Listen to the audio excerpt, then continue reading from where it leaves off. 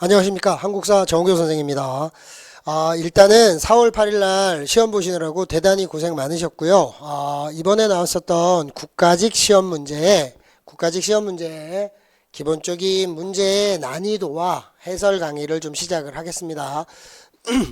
우선은 먼저 해설 강의하기 앞서 기본적인 분석은 자료에 올려드리겠습니다. 세밀하게 총평 및 분석을 해드렸는데 크게는 전근대사 문제가 12문제가 나왔고요. 근현대사 문제가 8문제 나와서 보통은 일반적으로 출제되는 비율대로 출제가 됐어요. 선사시대가 한 문제가 나왔고요. 고대가 3문제, 삼국과 남북국, 고려가 3문제, 조선시대가 3문제, 그 다음에 근대가 셋, 일제강점기 셋, 현대가 2문제 출제가 되고 시대통합형의 문제가 1문제가 출제가 됐어요. 분류사별로 따지면 정치사가 선사시대를 포함해서 15문제라 정치사가 여전히 계속 강세고요. 제일 중요합니다. 그래서 정치사에 대한 해결 없이는 기본적으로 좀 어렵다고 보셔야 되고요. 경제 문제가 3문제가 출제가 됐고요. 사회 문제는 지난번에 이어서 여전히 출제가 안 됐고 문화사 문제가 지난번에 5문제였는데 이번에는 2문제가 출제가 됐어요. 시험 문제 전체적으로 치면 사료를 제시하는 사료 제시형 문제가 한 13문제가 출제가 돼서 사료를 어떻게 해석하느냐 그게 핵심일 것 같고요. 보통 출제가 많이 되는 남북국의 정치 신문항이나 진성여항을 또는 발해 무항문항 시험 문제는 출제가 안 됐고요. 통치체제도 출제가 안 됐고 사회사는 계속 출제가 안 되고요. 경제활동사나 또는 조세제도 이런 것들도 출제가 안 됐고요. 토지제도, 그 다음에 문화사에서 사상사, 다시 말하면 유교나 불교나 관련된 승려나 실학자나 이런 것들도 출제가 안 됐고요. 독립군도 출제가 안 됐고요. 통일정책도 계속해서 출제가 안 되고 있어요. 그래서 기본적으로 이번에 시험 문제는 전체적인 총평을 하면 지난 2022년도 국가직 시험 문제가 너무 쉬웠어요. 거의 퀴즈 형태라 너무 쉬워서 최근 10년을 통틀어 봐도 그렇게 쉬운 문제는 없었고요. 이번 시험 문제는 작년 2022년도랑 비교해 본다면 어려워졌지만 일반적인 작년을 제외한 나머지 문제를 놓고 본다면 다소 평이하게 출제가 됐어요. 그래서 기본적으로 어떤 문제가 어떤 방식으로 출제됐는지 지금부터 살펴를 좀 보겠습니다. 다음 유물이 사용된 시대에 대한 설명으로 오시는 건데 시대 구별 문제였어요. 유물을 주고. 법원직 시험 문제가 뭘 주냐면 유물 사진을 준다면 국가직의 경우에는 이런 식의 처리를 해요. 미송리식 토기랑 붉은간 토기, 워낙 유명한 게 미송리식 토기니까 청동기였고요. 청동기를 찾아라 라는 시험 문제인데 1번에 어처구니 없게 비파형 동검을 줬어요. 그래서 답은 쉽게 1번입니다. 이번에 오수전 화폐가 나오는 거는 뭐냐면 철기시대라 안 되고요. 주먹도끼가 나오면 구석기라서 틀렸고요. 철이 많이 생산되고 낙랑과 외에 수출했다라는 건 고조선 멸망 이후에 등장하는 사만, 그 중에서도 변환의 사례라 그래서 정답은 쉽게 1번이에요. 선사시대 시험 문제였고 청동기가 출제될 거라고 예측을 해드렸는데 그렇게 치고도 너무 쉽게 출제가 많이 됐고요. 요런 식의 유물과 관련된 거를 주고 요렇게 제시문 처리를 해서 하는 시험 문제가 우리 직렬에서 왕왕 나오는데 최근에 몇 년 동안은 이런 방식이 안 나왔었는데 다시 이렇게 쉽게 들어왔어요. 2번으로 갑시다. 왕에 대한 설명으로 옳은 것은 이라고 되어 있는데 정리를 좀 해볼게요. 출전이 뭐냐면 삼국사기예요. 그러니까 뭐다? 왕구별 문제고 옳은 것이니까 박스에 어떤 왕을 줄 거고 그 왕과 관련된 설명 하나 또는 다른 왕 3개가 들어오는 구조겠죠. 근데 출전이 삼국사기예요. 출전을 꼭 활용해야 된다고 말씀드렸습니다. 삼국사기니까 삼국이나 남북국 시대 때 얘기겠구나. 그러면 들어가서 좀 보겠습니다. 왕이 나오는데 뭐가 나오냐면 관청에서 곡식을 내어 백성들 식구수에 따라 차등하게 빌려주었다가 10월에 상환한다 라는 표현이 나오니까 이건 뭐냐면 춘대춘합의 진대법이고요. 그러면 삼국사기 고대 때 얘기하면 고구려 고국천왕 때에 대한 사실이라는 걸 알 수 있어요. 그러니까 이게 춘대 봄에 대출해줬다가 가을에 추수하면 갚아라 라는 거라 고국천왕 때 을파소의 건의에 의해서 등장하는 진대법인데 이걸 소재로 삼은 이유는 뭐냐면 이런 거예요. 우리나라 문헌상 등장하는 최초의 이 빈문구율 춘대추납 제도의 진대법을 사용한 거예요. 이게 고려 초기가 되면 왕건 때, 고려 태조 왕건 때 흑창, 그 다음에 성종 때 의창으로 바뀌어서 쭉 유지되는 것들이죠. 선택지를 봅시다. 낙랑군을 축출하였다는 것도 같은 고구려인데 미천왕이에요. 고구천왕 다음에 나오는 미천왕.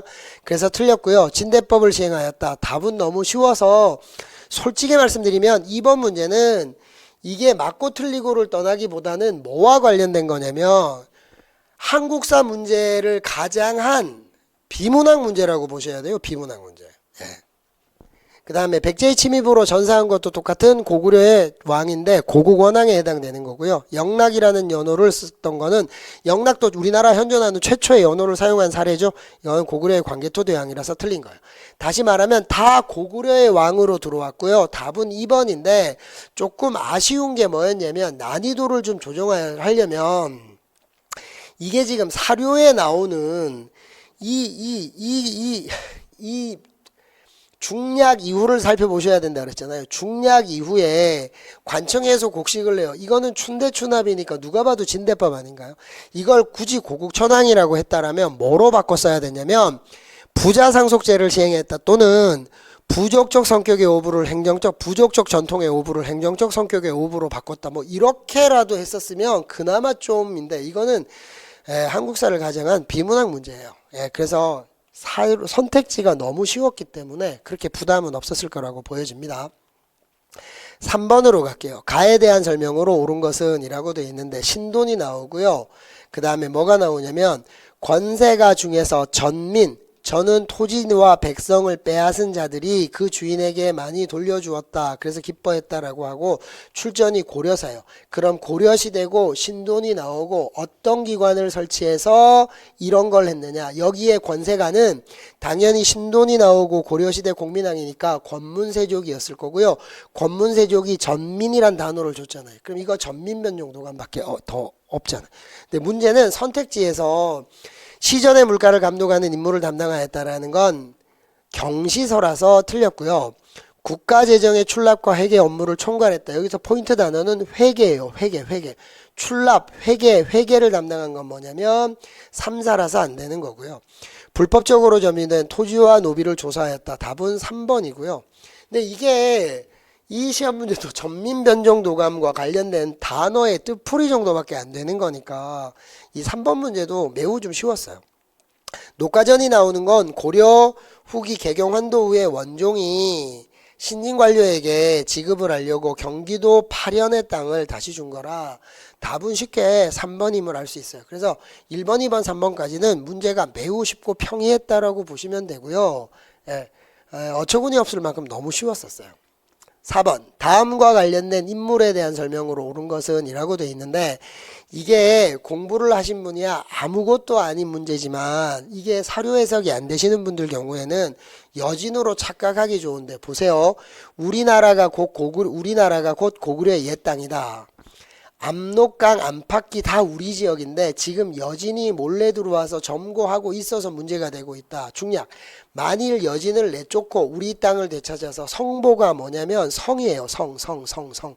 성과 보를 쌓고 도로를 통하도록 하면 우리가 어찌 사신을 보내지 않겠는가? 고려사. 이게 뭐냐면 이게 여진이 중간을 점거하고 있다니까 여진과 관련된 게 아니고요. 이 문제가 뭐냐면 고려 초기 성종 때 거란의 1차 침입 때 외교 담판을 했었던 서희의 외교 담판이라 서희를 물어보는 문제예요, 이게. 그래서 늘 나오는 건데 봅시다. 목종을 폐위하였다는 거는 강조정변 때 강조라서 안 되고요. 귀주에서 거란을 물리쳤다는 건 고려중기 A시기 현종 때 거란의 3차 침입 때 강감찬이라서 안 되고요. 여진을 몰아내고 동북구성을 쌓았다는 건 윤관인데 글쎄요. 이게 3번이라고 해서 틀리실 분들도 덜어는 있으실 텐데 이런 분들은 기본적으로 제시문에 나오는 사료를 정리를 안 하셨다라고 보셔야 돼요. 그 다음에 4번 소선용과 이거 단판 있잖아요. 외교 단판. 강동 6주를 획득했다. 맞나요? 그래서 답은 쉽게 4번이에요. 그래서 1번, 2번, 3번, 4번까지가 시험 문제가 굉장히 무난합니다. 자, 이곳에 대한 설명으로 옳은 것은 이거는 수업 시간에 이 문제도 얘기를 해드렸어요. 예, 묘청이라고 하지 않고 뭐 또 하나 추가해서 했었던 게 석영유수 조이총 뭐 이렇게 해서 난을 일으켰다 막 이렇게 했는데 장수왕이 남진전책으로 수도를 천도한 것은 그리고 묘청이 수도를 옮기자고 주장한 것은 다 평양 서경을 뜻하는 거 아닌가요? 장수왕 때 평양 천도, 묘청 때 서경 천도 운동. 예, 다 평양 지금 지명으로 평양이니까. 쌍성총관문은 어디냐면 평양이 아니라요. 평안도가 아니라 함경남도 영흥지방이라 동계 동북면에 속하는 거라 안 되는 거고. 망이망소이는 공주 명학소죠. 공주라서 안 되고. 제너럴 셔모노 사건이 벌어진 건 뭐지요? 이게 평양이니까 답은 쉽게 3번이고요. 진주에서 형평사가 결성됐다. 이거는 형평운동은 경남 진주라 답은 쉽게 3번이에요. 이렇게 하는 이 5번 문제가 시대 통합형 문제였어요. 뭐냐면 주어진 제시문은 전근대사고 답은 근현대사 문제고 시험 문제가 국가직과 지방직에서 출제가 되는 특정 지역을 물어보라는 건데 이게 별개가 아니고요. 특정 지역을 물어볼 수 있는 거는 평양 아니면 맞나요? 또는 개경 아니면 또는 강화도 뭐 이런 정도밖에 출제가 될 수 있는 게 없어요. 나머지는 메인으로 할 수 있을 만큼의 소재거리가 많지가 않아요. 네. 자, 6번으로 가겠습니다. 전투 이후에 일어난 사건으로 옳은 것인데 중요한 건 박스에 전투가 나오겠구나. 그 이후에 게 뭐냐라는 거죠. 자, 핵심이 뭐냐면 매소성에서 우리 군사가 공격하니까 애들이 도망갔다라는 거고 출전이 삼국사기예요. 그럼 고대의 매소성 전투니까 이거 나당 전쟁의 종결인 매소성 전투가 아닐까요? 이게 기벌포라고 해도 시험 문제는 똑같아요. 이걸로 나당 전쟁이 종결되는 거예요. 다시 말하면 통일 전쟁이 완성되는 겁니다. 그러면 기억번에 웅진도독부가 설치된 건 백제가 멸망한 이후에 가해자 버전의 당나라가 있었던 게 웅진도독부. 일종의 일제강점기 때 조선총독부가 있어서 식민 지배를 하기 위한 통치기구 관청이 필요했다면 똑같은 거잖아요. 고구려 멸망 이후에는 뭐가 나오나요? 안동도호부. 그래서 웅진도독부가 설치된 건 나당 전쟁이 끝나기 전에 백제 멸망 이후의 사례기라 매소성 전투 이전이라서 안 돼요. 김음돌이 반란을 일으켰다는 건 통일신라 중대 때 신문왕이라 뭐지요? 나당 전쟁 통일이 완성된 이후 중대 상황이라 맞아요. 국학이 세워진 것도 신문왕 때이기 때문에 맞고요. 복신과 도침 백제 붕운동이 나오면 뭐가 되냐면 이것도 백제가 멸망한 이후에 붕운동이 나오는 거니까 백제 멸망 이후 다시 말하면 매소성 전투 이전의 사례라 답은 쉽게 3번이에요.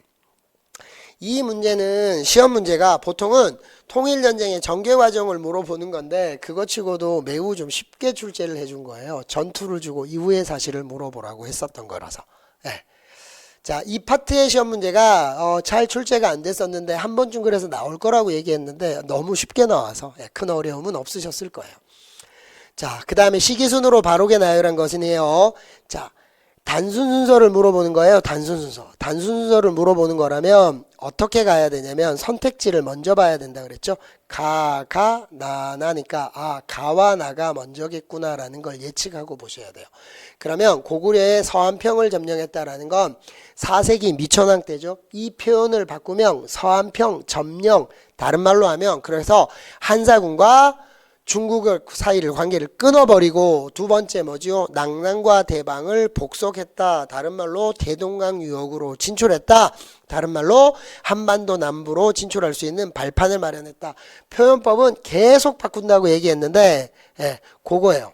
그 다음에 뭐냐? 우상국 복속은 신라의 우상국 복속은 6세기 지증왕 때 가야 되죠.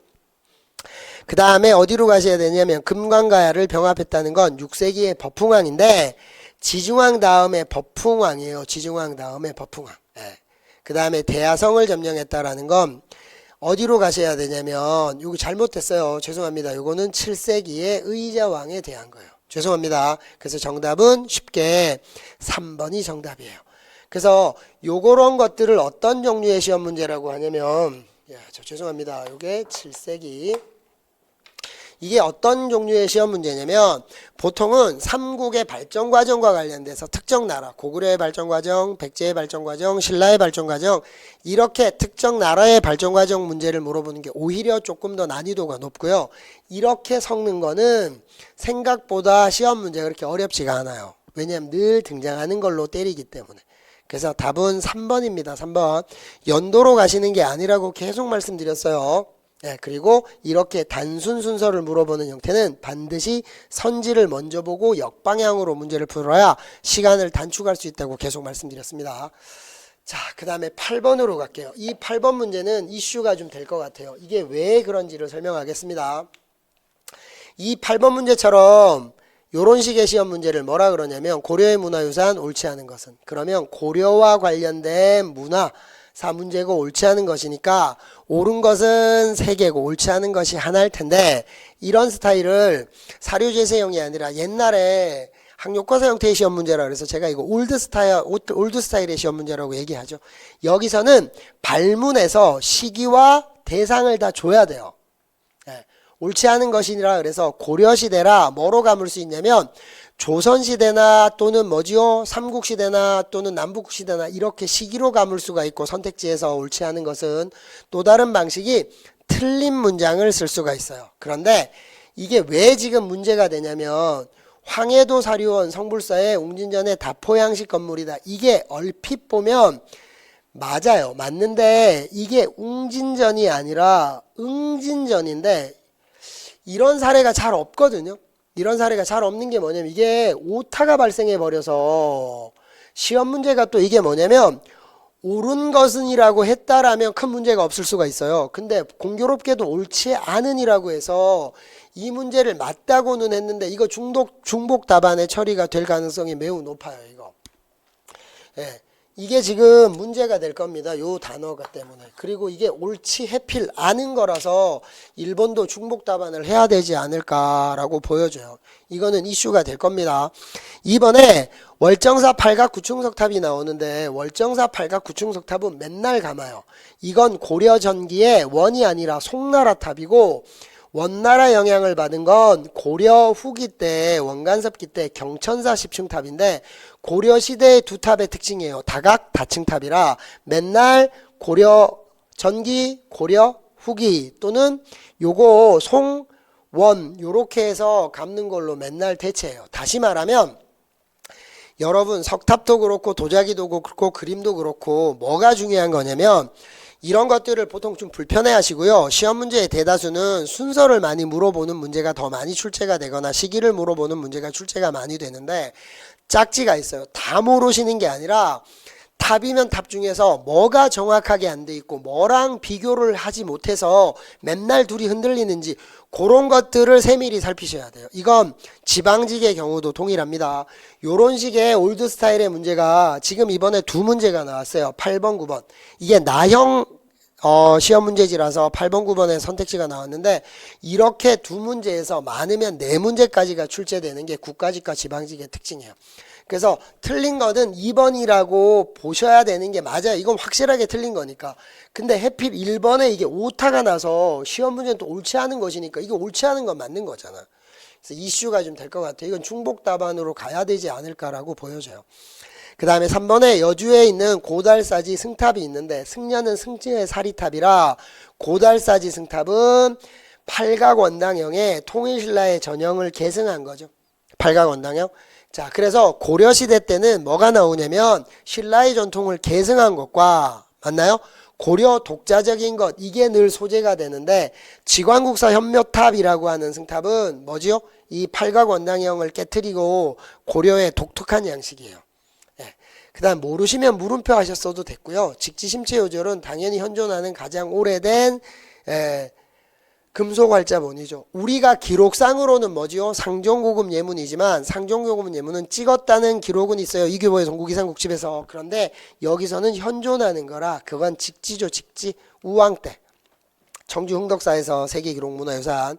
그래서 고려는 고려길이라 늘 나오는 것들을 가지고 소재를 했었는 건데 좀 불편하셨을 수 있을 거예요. 근데 이게 뭐 맨날 갚는 방식의 거라 좀 불편하시면 요 문제가 문화사가 정리가 좀 안 되셨던 분들은 힘들 수가 있는데 거듭 말씀드릴게요. 그냥 덮어놓고 외우시는 게 중요한 게 아니라 이런 표현들을 다 뭐라고 하셔야 되냐면 사진 자료로 기억을 하셔야 돼요. 그러니까 우리 시험 문제가 사진 자료로 나오지 않아요. 잘.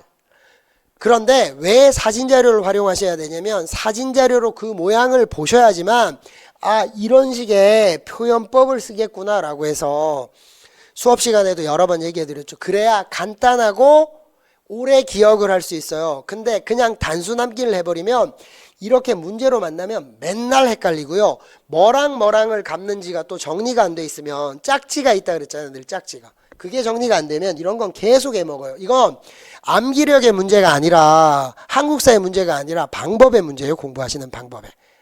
그래서 하여튼 이 문제가 좀 이슈가 될 거라고 보여져요. 아마 2번이 정답이긴 하지만 1번도 중복 답안을 해야 되지 않을까라고 예측을 좀 해봅니다. 9번으로 갈게요. 9번. 자, 9번으로 갈게요. 조선시대의 지도와 천문도예요. 이것도 올드 스타일의 문제라 조선을 줬어요. 그러면 뭐로 감을 수 있냐면 시기로 감던가 틀린 문장을 쓰던가 옳지 않은 것이니까.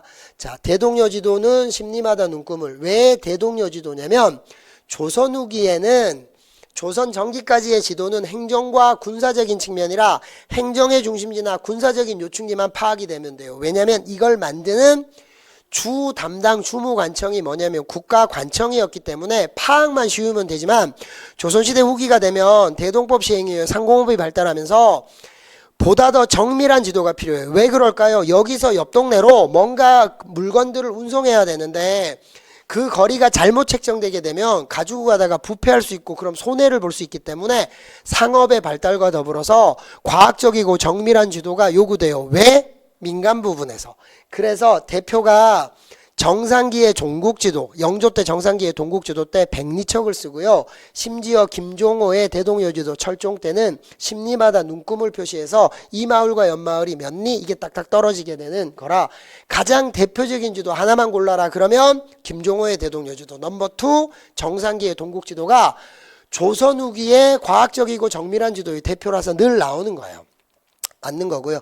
2번 때 혼일강리 역대국도 지도는 고려만국 전도를 참고했다는데 말도 안 되는 게 뭐냐면 혼일강리 역대국도 지도와 고려만국 전도는 시험 문제가 세계 지도예요. 이 대동여지도와 동국지도는 우리나라 지도라면 이거는 세계 지도인데 혼일강리도 역대국도 지도는 뭐냐면 혼일강리 역대국도 지도는 세계 지도인데요. 조선 태종 때 2회에서 팔도도라는 우리 지도가 만들어지고요. 거기에 중국 지도에다 우리나라 지도를 원나라 세계 지도를 참고해 가지고 붙여놓은 거라 우리나라가 너무 필요 이상으로 너무 커요. 그래서 막 유럽과 아프리카를 합쳐놓은 것보다 뭐가 되나요? 더 크게 그려놓은 거라 어처구니 없는 지도라고 얘기했었잖아요. 문제는 이 혼일강리 역대국도 지도가 그 전에 내용 문제로 출제가 된 적이 있었어요. 그래서 크게 어렵지는 않고요. 고려만국 전도는 조선 후기 숙종 때 청나라 시절에 다시 말하면 서양의 선교사들이 청나라에 오게 됐고 서양의 지도와 동양의 지도가 믹싱이 돼서 정밀해지는 실제로 비율에 맞아지는 게 고려만국 전도라 순서가 뒤집어진 거예요. 얘는 조선 초기 태종 때고 얘는 조선 후기 때의 세계 지도라 문장이 뒤집어져서 말도 안 되는 거라 답은 2번이 틀린 거예요. 되셨죠? 천상열차 분야 지도는 지도라고는 돼 있지만 하늘의 모양을 지도를 그린 거라 이거는 천문도인데 별자리를 표시한 그림이다. 천문도고요. 조선 누구 때냐면 조선 태조 이성계 때 등장하게 되는 거예요. 별자리 지도 맞습니다. 요게 갑자기 나왔는데 천상열차 분야 지도에서 볼 수 있는 하늘의 별자리는 서울에서 볼 수 있는 별자리가 아니라 어디냐면 고구려의 수도였던 평양에서 보이는 별자리라 이거 고구려의 천문도다. 그럼 갑자기 이걸 왜 이때 등장할까라고 할 때 왕조개창의 정당성 그런 걸로 다양한 방법으로 써먹기 때문에 그렇게 기억하시면 쉽다라고 얘기했죠. 4번에 동국지도는 백리를 일척으로 백리척을 사용해서 한 거다. 과학적이고 정밀한 지도 영조 때 정상기 그렸던 거. 그래서 4번과 1번이 조선 후기의 대표적인 우리나라 지도의 대표예요. 예, 과학적이고 정밀해지는 지도. 백리척, 십리마다 눈금. 그 다음에 천상열차 분화지도는 천문도. 하늘의 별자리 지도니까 천문도. 그 다음에 2번은 세계지도인데 뒤집어졌어요. 그래서 늘 이렇게 많이 물어보는 거라 9번은 문장 자체가 너무 튀어서 눈에 잘 구별이 됩니다. 8번과는 다르게. 10번으로 가겠습니다. 가에 대한 설명으로 옳지 않은 것은 임진왜란 이후니까 조선 후기에 라는 거죠. 그 다음에 뭐가 나오냐면 민결에서 민의 토지에서 백성이 가지고 있는 토지 결자에서 미곡을 거두어서 서울로 옮겨와라 라고 하는 거니까 대동법 아닐까라고 보셔야 돼요. 되셨나요? 여기에 또 뭐가 있냐면 이원익의 건의라는 게 있기 때문에 이게 결정타죠. 이원익의 건의라는 게. 그죠? 대동법의 시행. 자, 그런데 그러면 장시의 확대에 기여했다. 그죠? 대동법의 시행으로 무슨 문제가 생각하면 상품화폐 경제가 발달해서요.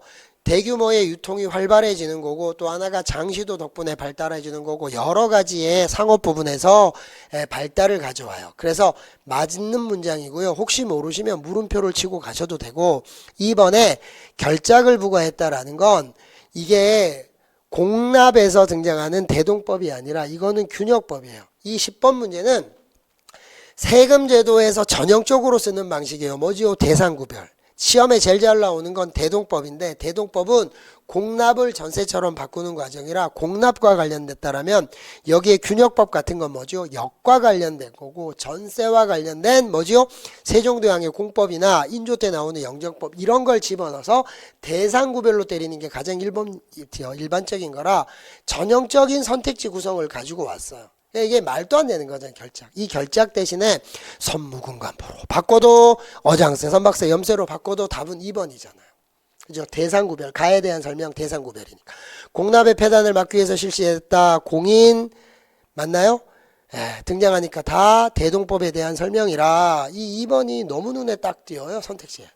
그래서 고민 없이 2번을 하셨을 거라고 보는데 일반적으로 세금제도에서 자꾸 틀리시는 분들은 어떤 방식의 문제가 있냐면 제시문에서 못 찾거나 또는 1, 2, 3, 4 선택지의 구성 방식을 모르시고 그냥 본인이 공부했던 걸로 하시게 되면 시험장에서 시간도 좀 오래 걸릴 뿐더러 긴장하게 되면 자꾸 실수를 놓쳐요. 그래서 출제 포커스를 강조하고 제시문 분석과 선지의 구성을 강조하는 게 그래야 예측 가능하게 문제를 풀 수 있고 시간을 빨리 줄일 수가 있는 거예요.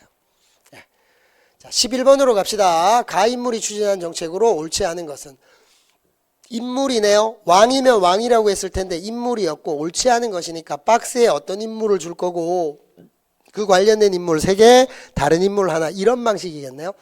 만동묘와 서원을 다시 설립할 것을 청하니 가가 열받아가지고 천여 곳의 서원을 철폐했대요. 그럼 합치면 여기 한성부도 나오고 하니까 한강 밖으로 하니까 이거 조선시대 때 서원 철폐면 둘 중에 한 명이에요. 뭐지요? 영조 때 서원 철폐가 있고 그 다음 흥선대원군 때 서원 철폐가 있는데 천여 곳의 서원 철폐하고 만동묘가 나오는 건 이건 흥선대원군이라고 보셔야 되잖아요. 이 문제의 제시문은 여러 번 기출에 됐었던 거라 그렇게 크게 어렵지도 않아요. 사창제 실시 맞고요. 대전회통도 맨날 나오는 거라 맞죠? 거듭했자. 그 다음에 비변사 기능을 강화했다. 이거는 맨날 갚는 거잖아요. 비변사 기능이 강화가 아니라 축소 폐지한 거라 쉽게 4번이고요. 통상수교 거부 정책을 추진하였다. 그래서 흥선대원군이라는 걸 쉽게 할 수 있고요. 맨날 이런 방식으로 제일 많이 갚는 거라 이 11번 문제도 너무 평이하고 쉬웠어요. 자, 12번 다음과 같은 선포문을 발표하면서 성립된 정부의 선포문을 발표하면서 성립된 정부 정책으로 옳지 않은 것이에요. 자, 이게 도대체 뭘까라고 보셔야 되는데 자, 핵심이 대한민족의 독립을 선언한대요. 독립을 그러면 독립을 아직 못하고 있어서 독립을 선언하는 거고 전 국민의 위임을 받아 국토 광복의 대사명 광복은 독립하자 맞나요? 그럼 이거는 대한민국 나오고 이렇게 하자는 거 이게 뭐냐면 대한민국 임시정부를 얘기하는 거잖아요. 선포문. 그러면 임시정부 독립공채를 발행했다. 독립공채 또는 애국공채 동일한 거고요. 독립신문을 발행하는 건 독립협회의 독립신문도 있지만 대한민국 임시정부의 독립신문도 많아요. 그 다음에 연통제 또는 교통국 이렇게 해도 맞고요. 이거 말고 뭐가 나올 수 있냐면 활동에서 예를 들자면 한일관계 사료집 이런 것들을 낼 수 있고요. 그 다음에 뭐지요? 구미위원부 설치나 또 파리 강화에 김규식을 파견 뭐 이렇게 할 수 있는 것들인데 문제는 뭐냐면 4번이 너무 어처구니가 없어서 전환국이 나오는 건 초기 개화정책 때요. 초기 개화정책 때 통리기무화문을 만들고 나서 뭘 하나요? 조사시찰단 영선사 파견하는 과정에서 이모곤란이 빵 터져요. 근데 청나라 군대 와서 진입하고 나서 초기 개화 정책을 밀어붙이는데 이게 전환국 또는 당호전 바뀌어도 되고요. 방문국 한성순보 또는 기기창 해도 되는데 그러니까 이게 시험 문제가 선지를 너무 어처구니 없게 쉽게 만들어서 이런 정도의 선지 구성이라면 거의 지금 현행 고등학생들이 보는 수능 한국사가 이렇게 어처구니가 없거든요. 거의 이렇게 어처구니 없게끔 만들어 놓은 거예요. 자, 미출친 나가 집권하면서 추진했던 사실로 옳은 것은인데 이게 문제가 좀 될 수가 있어요. 이것도 오류인데 뭐냐면 중략 이유를 좀 보면 수출의 날이라 이게 70년대 때 자립경제 나오니까 이게 70년대라 박정희는 맞는데 여기 시험 문제가 이거를 시기라고 했다라면 이거는 얘기가 좀 달라지는데 나가 집권해서 추진한 사실이니까 나가 집권, 박정희 집권기를 다 그러면 살펴야 되는 거잖아요. 이 13번 문제도 오류 이게 중복 답안이 나올 가능성이 높은데 이게 당해 시험 문제에 두 개나 이런 시비에 걸린다는 게 이게 쉽지가 않은 거고요. 그 중에 하나가 오타라는 건 결정타인데 이것도 시기가 아니라 나가 집권해서 추진한 사실이라 이게 박정희가 집권했었던 박정희 군정규와 60년대 공화당의 박정희 정부가 있고 70년대 유신의 박정희 정부까지를 다 포함해야 되는 거가 되는 거예요. 그러니까 1번에 뭐가 문제냐면 대통령 직선제의 개헌을 추진하였다. 이게 박정희가 집권한 시기에 추진한 사실이니까 요 직선제로 개헌한 사례가 여러 번 나와요. 이승만이 2차 개헌에서 뭘 하나요? 발췌 개헌을 통해서 직선제 개헌을 했고 박정희가 5차 개헌을 해서 직선제로 바꾸는 건데 요게 뭐냐면 박정희 군정기에서 뭐죠? 박정희 군정기를 지나고 나서 그 이전에 장면의 의원내각제 정부 때 5.16 군사 쿠데타가 벌어지고 군정기가 끝나고 개헌을 해서 4년 중임에 직선제로 바꾼 거고요. 전두환 때 뭐가 나오냐면 전두환 정부 때 9차 개헌인 게 현행 헌법이잖아요. 5년 단임의 직선제 개헌. 아마도 이 시험 문제를 출제자가 이 앞에다가 5년 단임의 대통령 직선제 개헌을 추진하였다라고 했다라면 시비가 헷갈릴 게 없고 여기에 걸리는 거라 상관은 없어요. 근데 그걸 잘라먹고 직선제 개헌이라고 하니까 요 부분이 들어가기 때문에 이것도 답안 처리를 맞다고 해야 되는 게 맞는 것 같아요. 이것도 아마 중복답으로 나오지 않을까 싶어져요. 이것도 맞는 거니까. 근데 어찌됐건 이거를 만약에 그렇지 않다라고 보고 이번에 3.1 민주구국선언은 뭐냐면 시기는 70년대가 맞는데 뭐가 안 되는 거냐면 나가 집권해서 추진한 게 아니라 민주회복구국 이게 민주구국선언은 3.1 민주구국선언은 유신독재에 대한 저항에 대한 거예요. 그러니까 박정희가 한 게 아니라 박정희 유신정부를 반대한 거라서 안 되는 거고 반민족행위 특별조사위원회 반민특위는 재헌국회 이승만 정부 때라서 안 되고요. 베트남 파병 브라운 각서는 당연히 박정희 정부라 이게 지금 1번과 4번을 놓고 본다라면 이게 만약에 시험 문제를 이게 집권하여 추진된 사실인데 그러면 인물 문제인 거잖아요. 박정희 집권기를 다 포함해야 되니까 1번도 걸리고 2번도 착각하기 쉽지만 이거는 집권해서 박정희가 추진한 게 아니라 그 박정희 유신 정권에 대한 저항이라서 안 돼요. 4번에 베트남 파병 브라운 각서를 체결하였다. 이거는 60년대 박정희가 개발 자금을 확보하려고 했었던 거니까 만약에 골라라 그러면 4번이 1순위는 맞지만 이게 1번도 해당이 되기 때문에 만약에 1번만 보고 문제를 풀어서 맞다라고 하고 2번, 3번, 4번을 안 보고 풀으신 분은 억울하실 수 있는데 이거 1번과 4번을 둘 다 답으로 해줘야 될 게 맞는 것 같아요. 이 문제는 이게 오류라 이걸 시기로 차라리 묻던가 아니면 1번 선지 앞에다가 5년 단임의 대통령 직선제 개헌을 추진하였다. 이렇게 했으면 이 전두환 때 했었던 9차 개헌 맞나요? 그러면서 뭐가 되냐면 노태우 정부가 출범하게 되는 그게 지금 현행 헌법과 관련된 거라 그렇게 갈 수 있는데 이 문제는 좀 오류 같아요. 이게 검토 과정에서도 이런 걸 왜 놓쳤는지가 아마 이걸 5년 단임 그래서 좀 그렇습니다. 이것도 1번을 중복 답안으로 해야 될 거로 보여져요. 그래서 아까 보셨던 웅진전 응진전 해가지고 나왔던 오타 부분도 옳지 않은 것이라 문제가 되고 이것도 옳은 것이라 이것도 옳은 게 맞잖아요. 그래서 두 문제가 오류가 아닐까라고 보여집니다. 자, 14번 이 문제가 제일 어려웠을 수도 있는데 이게 어려운 문제가 아니라요.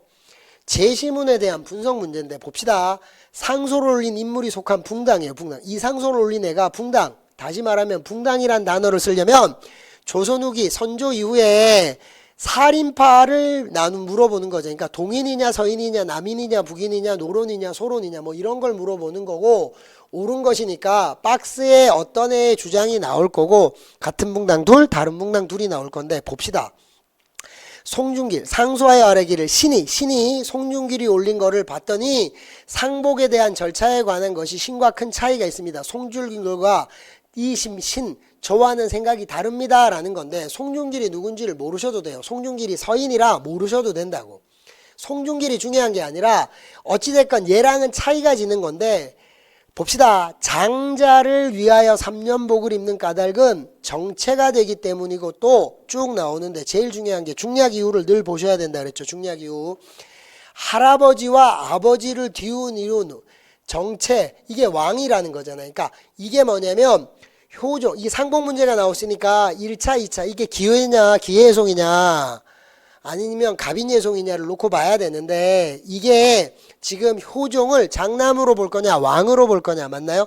그래서 그 효종의 아버지였던 인조도 뭐였고 왕이었기 때문에 그래서 꼭 첫째이기 때문에 한 게 아니라 이 아버지 왕을 이어서 왕이 된 겁니다 라고 하고 출전이 현종실록이니까 누가 봐도 이건 예속 논쟁이에요. 그러면 아버지의 뒤를 이어서 왕이 된 거지 첫째 장남이기 때문에 3년복 이게 아니다라는 거잖아요. 그럼 이건 누가 봐도 뭐냐면 남인의 주장이에요. 왕과 사대부의 얘는 달라야 된다. 맞나요? 왕권 강화를 했었던. 기사왕국으로 정권을 장악한 거 기갑, 경기박, 서남, 서남서 이렇게 외우는 암기법 가르쳐드렸죠. 그래서 기역번에 남인이 맞아요. 인조반정을 주도했다라고 하면 이건 서인이라서 안 되고요. 정조 시기의 탕평정책, 정조 시기에 등장하는 게 뭐가 있나요? 노론과 소론과 남인이 있고요. 또 하나가 뭐지요? 이 정조 시기 때 이 남인과 소론과 일부 노론 다시 말하면 자신의 아버지의 죽음인 이모화변 때 사조세자의 죽음을 애통했었던 애도할 시자의 시파 그래서 정조 시기에 탕평정치의 한 축을 이루는 것도 맞잖아요.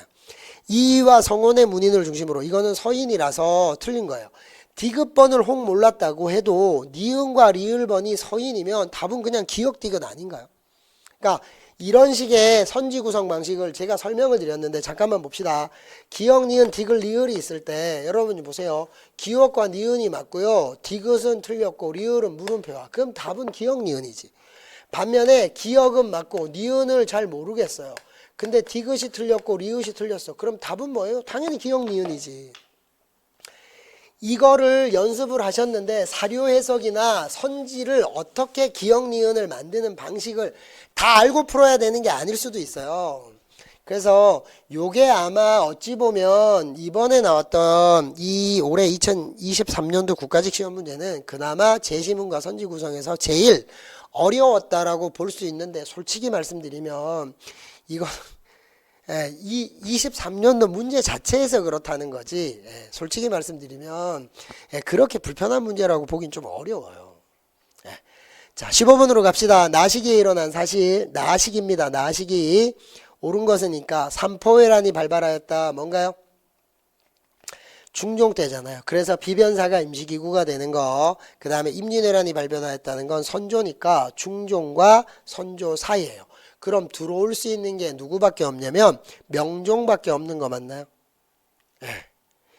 이게 지금 계속 나오는 방식이 어떤 방식이냐면 조선 중기가 해당되면 예전에는 훈구파와 살인파 또는 조광조의 개혁정치 또는 무갑기열의 4대 사화를 서로 비교하는 방식에서 왕구별 문제로 많이 전환을 하는데 어찌됐건 요렇게 준 거예요. 이걸 가나 사이 이렇게 보셔야 되겠죠. 가다 사이 또는 나 들어가서 봅시다. 을사사화가 벌어졌다는 건 명종이라 답은 1번이에요. 경국대전이 반포된 거는 가 이전의 초기의 성종이라서 안 되고 향약 집성방입니다. 집성방이 편찬된 건 조선 초기 세종이라서 안 돼요. 그 다음에 갑인자가 주조된 것도 안 됩니다. 개미자는 태종, 갑인자 또는 식자판 조립방법 하면 세종이라 다 뭐냐면 가 이전의 걸로 가지고 들어오고 명종을 준 거라 요즘 중기를 물어보는 시험 문제가 고려중기건 조선중기건 이런 식으로 턴한다라고 엄청 얘기했는데 원래는 명종 하나를 주고요. 그 다음에 뭐 연산군도 하나 주고 뭐 이렇게 가야 되는데 시험 문제가 선지 구성이 진짜로 너무 좀 쉽게 나왔어요. 쉽게. 네. 그죠?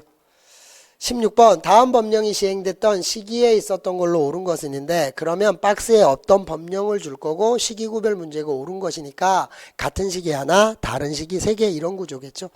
자, 회사의 설립은 총독의 허가예요. 조선 총독이 나오니까 일제강점기 회사 허가니까 뭔가요?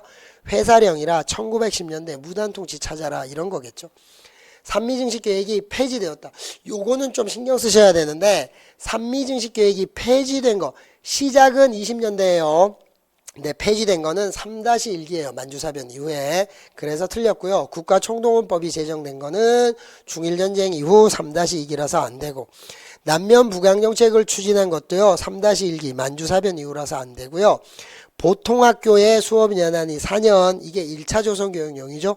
자, 차별했다 4년 1차 조선교육령 3.1 만세운동 이후에 2차 조선교육이 발표되면서 이게 똑같이 6년으로 바뀌는 거 맞죠? 그래서 답은 4번이 정답이에요. 근데 아이고 1번, 2번, 3번도 너무 시기로 너무 쉽게 줬어요. 너무 쉽게. 네. 17번 가서 봅시다. 다음과 같은 결의문을 근거하여 시행됐던 조치로 옳은 것이에요. 어떤 결의문을 줄 거고 시행된 이걸 바탕으로 뭐가 이루어졌느냐라고 하는데 소총회가 나오고요. 중략 이후에 한국 인민의 대표가 국회를 구성해서 그러면 국회를 구성하는 대표가 뽑혀져서 중앙정부를 수립하도록 선거 포인트 단어가 선거네요. 그죠? 그래서 국제연합의 한국임시위원단 맨온을 대표로 하는 게 들어오고요. 그래서 시행된 게 뭐냐면 선거를 감독하는 50총선거로 간 거잖아요. 그죠? 통일정부 수립과 관련된 2단계에 관련된 거예요. 다시 말하면 모스크바 3상회의의 결과 미소공동위원회가 구성돼야 되는데 설립 단체와 관련돼 가지고 미국과 소련의 생각이 달라서 결렬됩니다. 그리고 무기한 휴회가 돼요. 이렇게 하자 이승만이 뭘 하냐면 정읍 발언, 단독 정부 줄여서 단정 발언을 때리게 되고 이렇게 되니까 분단으로 갈까봐 첫 번째 나오는 통일정부 수립을 위한 노력이 뭐다? 여운형과 김규식의 좌우 합작 운동이에요. 중도파 중심에. 그래서 좌우 합작 실원칙을 발표하고 하지만 중도파 중심이라서 합의를 볼 수 있었지만 성공할 수는 없었다. 맞나요? 그러자 미국이 머리 아프다고 자 좌우 합작 운동을 지지했다가 발을 빼고 이 문제를 유엔으로 넘겼고요. 유엔 총회에서 뭘 했냐면 선거를 하라라고 했는데 기본적으로 인구 비례에 의한 총선거를 하라 그러니까 38도선 북쪽에 소련과 김일성이 거부하게 되죠. 그래서 유엔 소총회에서 가능한 지역에서 선거를 해라라고 하는 거죠. 그래서 50총선거가 예측되고 그러면 가능한 지역이니까 38도선 남쪽 그렇게 해서 분단이 될 것 같으니까 그래서 2단계 남북협상이 등장하게 되는 거예요. 김규식에. 어찌됐건 미 군정청이 설치됐다는 건 이런 게 나오기 전인 해방 직후에 나오는 거라 이전이라서 안 되고요. 50총선거가 실시되는 거 답은 쉽게 2번이죠. 좌우합작위원회가 구성되는 것도 이 제시문의 이전에 통일정부 수립의 1단계에 나오는 거고요.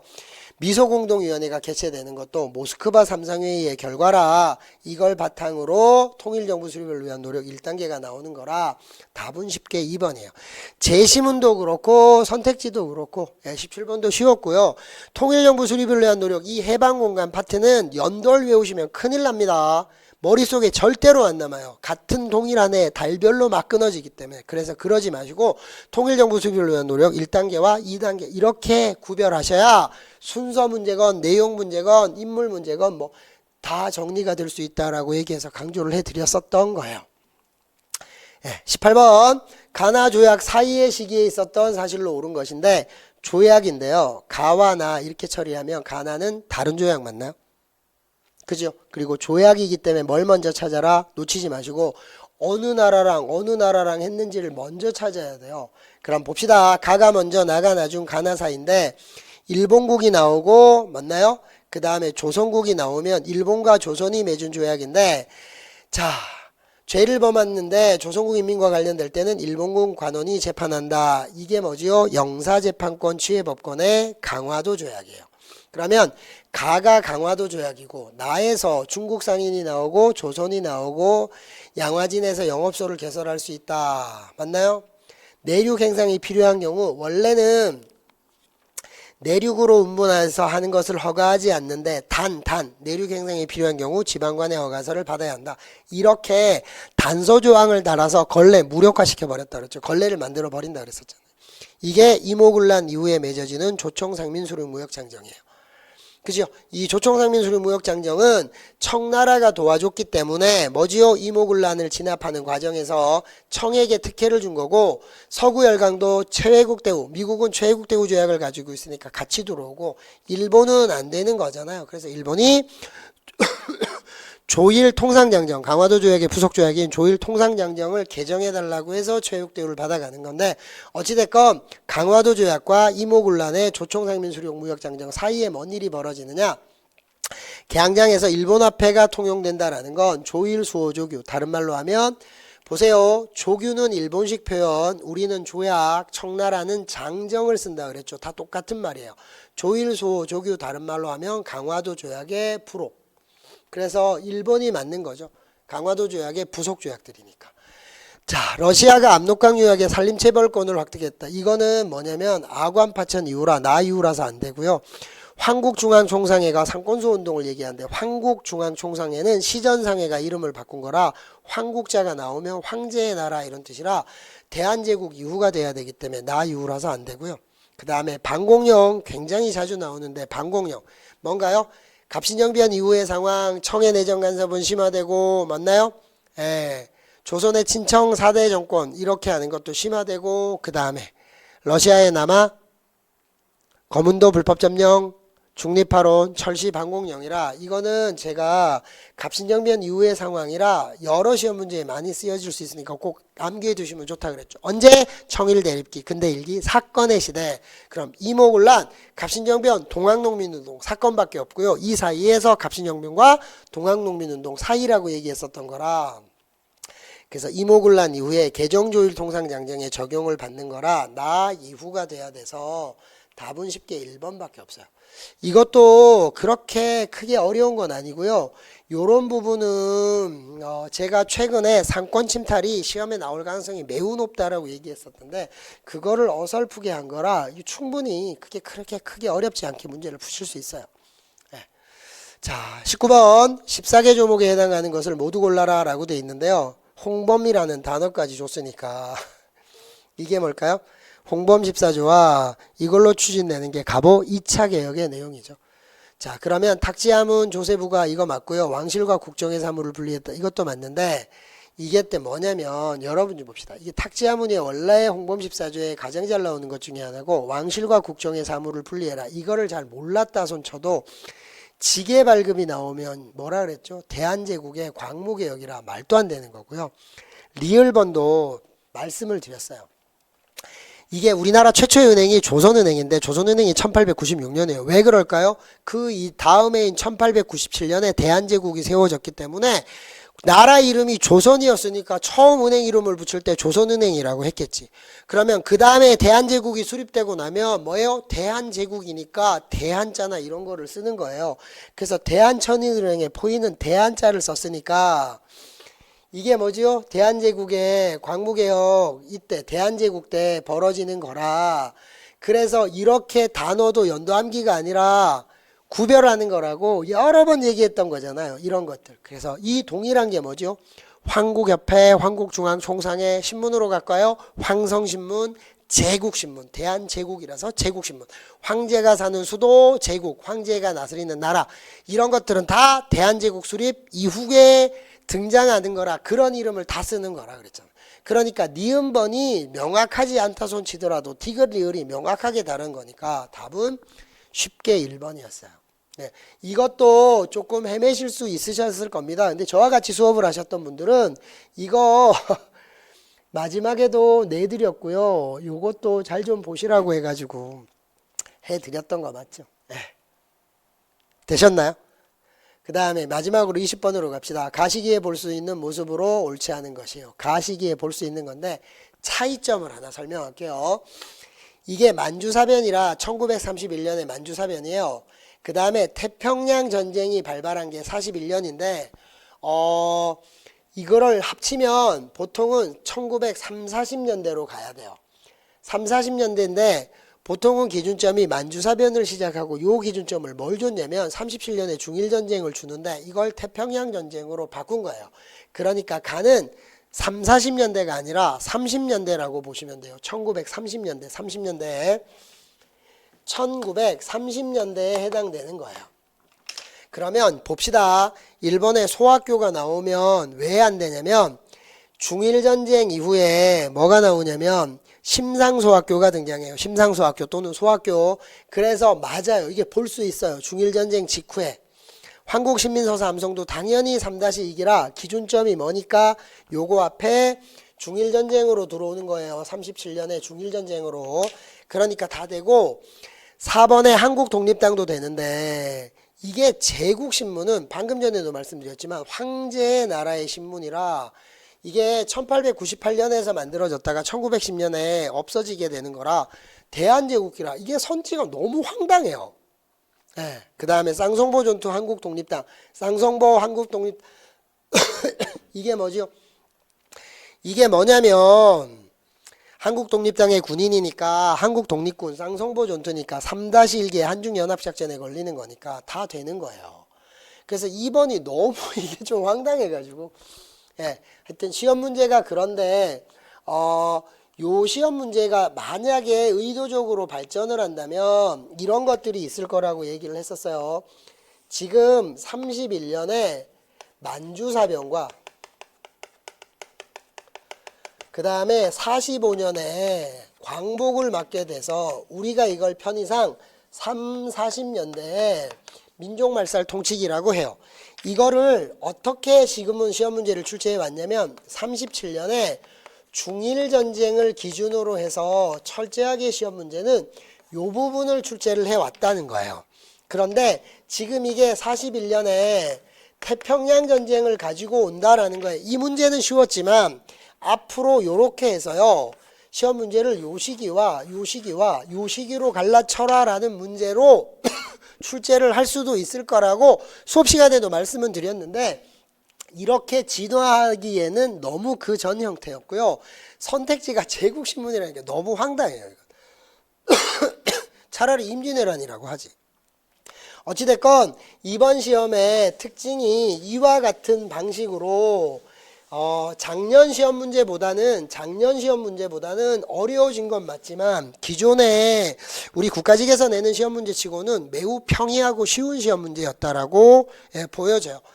지방직도 어떻게 출제가 될지 모르겠지만 일반적으로 지방직은 국가직보다는 유사하긴 하지만 국가직보다는 다소 어려운 게 일반적이에요. 그래서 이걸 바탕으로 해서 요거보다 조금 더 어렵게 출제가 될 수 있으니까 각각의 파트를 다시 한번 살펴보시되 이거를 좀 합시다. 남은 지방직까지의 시간 동안에 제발인데 알고 있는 걸 다시 하려는 그런 어리석은 짓을 하지 마시고요. 첫 번째 제시문을 어떻게 분석해야 되는지를 한번 보세요.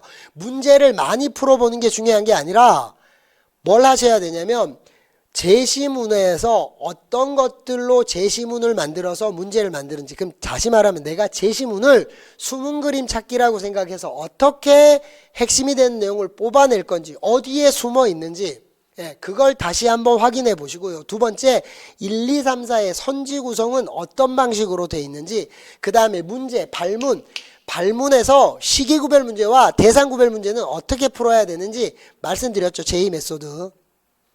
그거를 바탕으로 깔고 지금까지 하셨던 것 중에서 각각의 파트에 출제 포커스에 입각해서 설명드린 대로 알고 있는 것들은 그냥 다시 한번 보시면 되고요.